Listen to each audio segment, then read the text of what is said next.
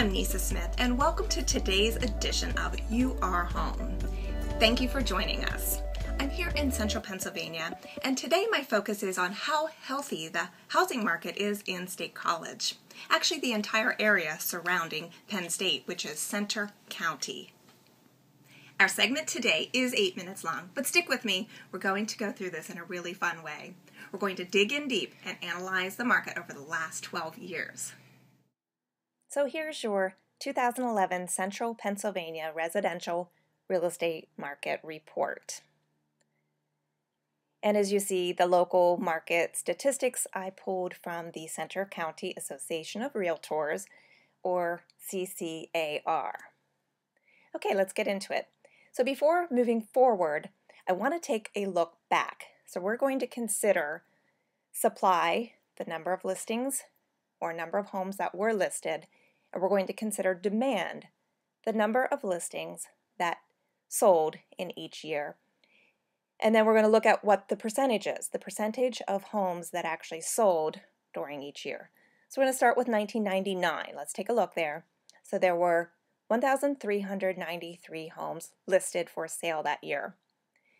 And then also, how many number of homes sold? 1,098 sold. So that's a percentage of 79%. So pretty strong. 79% of the homes that were listed sold. Okay, let's move forward. In 2000, there were 1,537 listings, 1,155 sold, for a percentage of 75%. Again, moving forward in time, there you have 2001. So again, an increase in supply, increase in number of listings, 1,691. We also had an increase in demand, 1,280, for a percentage of 76. So again, 76% of the homes that were listed sold. Let's move forward again. In 2002, we see an increase in the listings, but also an increase in buyers for a percentage of 77%. And moving forward, we have in 2003, 1903, so a jump in listings, so 1,903 homes that were listed. And of those, we had an increase again in buyers, so 1,432 homes sold, so we have a percentage of 75%. So 75% of the homes sold. In 2004, again, increase in both supply and demand for a percentage of 75%. And there's the peak of the market, 2005, and the peak that is nationwide. So we have an increase in supply, and we still have an increase in demand there for a percentage of 72%. Now let's take a look. In 2006, you see supply has still increased. We had a lot of builders that were in the market at the time, a lot of spec homes. So supply continued to increase, so 2,426 homes were listed, but the demand there, you see, has decreased a little bit. So 1,571 homes sold for a percentage of 65%. And there you see in 2007, we started to see a decrease in supply. So 2,245 homes that were listed. In 2007, 1,567 homes sold. So we saw a little increase there in the percentage, 70%. So even though demand dropped, we saw supply drop. They're moving forward in time to 2008. Supply dropped again. There you see 2,148. Demand also dropped, 1,456 for a percentage of 68. 2009, we again saw a decrease in supply and demand, but the same percentage, 68%. And here we have 2010. Again, both drop in supply and demand, but percentage stayed the same, 68%. And here we are in 2011. You see the supply dropped again, and so did the demand. So we have across the board in 2011, supply 1,977. That was the number of homes listed, and the number of homes that sold were 1,278. So that's telling us that 65% of the homes that were listed sold in 2011. So it's important to know that whole market. So I wanted to share that spreadsheet with you. All right, let's move forward. You can see that same information in a graph. So there you see from 99 all the way through 2011. And we see here the peak of the buyers was in 2005. But again, as we talked about, the fact that supply continued to increase, so we see the increase in supply, that peak being 2006. So there's your biggest difference right there in 2006 from supply and demand. And then here we are in 2011. Okay, so what does that mean for us? We're going to consider that. So basic economics, what can we learn? So Econ 101, if you will. We have a buyer's market when supply increases, demand decreases, and prices then, of course, go down. We have a seller's market when supply decreases, demand increases, and prices go up. So that's just your basic economics. And there you'd see that in just a little visual for you. Okay, so here's a good rule of thumb. A strong indicator of a seller's market is when 60% or more of the supply sells. A strong indicator of a buyer's market is when only 40% or less of the supply sells. And a transitional market is when around 50% of the supply is being purchased. And let's look back. There's the graph, or I'm sorry, the spreadsheet that we originally looked at. And you see in our market, CCAR, Central County Association of Realtors, from 99 through 2011 has consistently been above 60%. So Central Pennsylvania home buyers and sellers have confidence. Be empowered to make a good decision. So how do we do that? Know the market. Know the local market. Know the trends. This is very important. So let's take a look at this information in an additional way. Let's dig a little deeper. So there you see the number of closed, as we already considered, over the last 12, 13 years. There we see the average sale price, the average list to sale ratio, and average days on the market. Okay, so let's first take a look at the average sale price, since we've already considered the number of closed. So in 1999, you see the average sale price being $131,459. Now I'm not going to go through these numbers individually, but you can see how the increase over the years. Again, demand increased from 99 through 2005, and you see also average sale price increasing. So there we have a peak in 2008, sort of a small peak there, in average sale price. It increased all the way up to $212,259, even though we had the peak buyers in 2005. But look what happened from 2008 to 2009. A little decrease in the average sale price. But remember what happened in October of 2008. We had that stock market crash.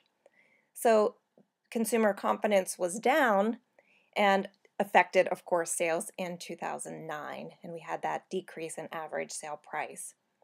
But take a look in 2010 and, of course, 2011. Our average sale price in 2011 was $214,146, even though we had that peak, of course, buyers in 2005. We have the peak in sale price in 2011. But take a look there at the number of buyers in 2011 is 1278. That's the lowest it's been since, well, basically in a decade, since 2001. And there we see the list to sale ratio. Our market here is very strong. I mean, we're looking at the market, of course, as a whole, not in individual smaller neighborhoods and smaller micro markets within Centre County, but as a whole, look at the numbers. I mean, the average list to sale ratio is very strong.